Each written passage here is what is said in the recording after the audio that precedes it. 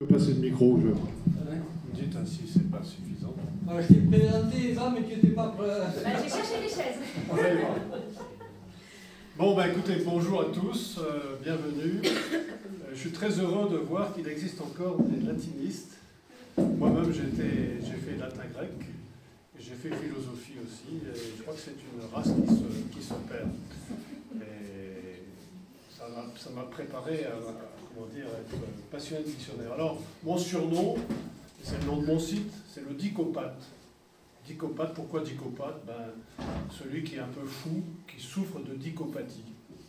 Un jour, j'ai commencé à collectionner des dictionnaires, et c'est un virus qui m'a pris et qui n'est pas prêt de me lâcher. Voilà pourquoi je suis dicopathe. Alors, comment j'en suis arrivé là? En fait, je ne suis pas du tout de la région, je suis de Bretagne. J'étais chef d'entreprise en Bretagne, à Brest très exactement, et pas du tout dans les livres, j'étais dans l'automobile aussi, donc ça n'a rien à voir. Et un jour, j'ai débarqué à Rieux-Volvest. J'ai eu un coup de foudre pour le presbytère de Rieux-Volvest. Je me suis installé, j'ai laissé mon entreprise à mes enfants. Et j'avais une grande pièce dans ce presbytère qui était libre, et je me suis dit, je vais faire une bibliothèque là-dedans. Voilà. Alors, j'ai fait les choses complètement à l'envers, c'est-à-dire que j'ai d'abord, un jour, en allant à Pau, je suis tombé sur un antiquaire qui vendait des boiseries de bibliothèque. Donc il m'a fabriqué la boîte, et un jour je me suis retrouvé devant une boîte vide. Je me suis dit, qu'est-ce que je vais faire? Qu'est-ce que je vais faire? Et je me suis dit, écoutez, la manière la plus facile de remplir cette bibliothèque, c'est de prendre des grands livres. Et quand on pense de grands livres, on pense souvent aux dictionnaires.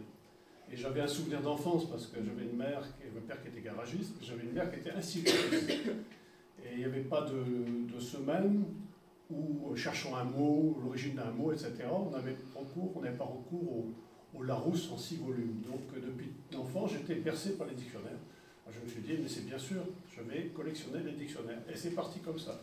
C'est parti comme ça, et j'ai rempli relativement rapidement. Alors, le problème maintenant, c'est que dans la maison, la bibliothèque est archi pleine, mais ça monte dans les étages, et ma femme, elle n'est pas très contente, parce que c'est plus pour mettre ses affaires. Voilà. Alors, comment j'ai commencé à collectionner? Mes sources, en fait, c'est d'abord les librairies.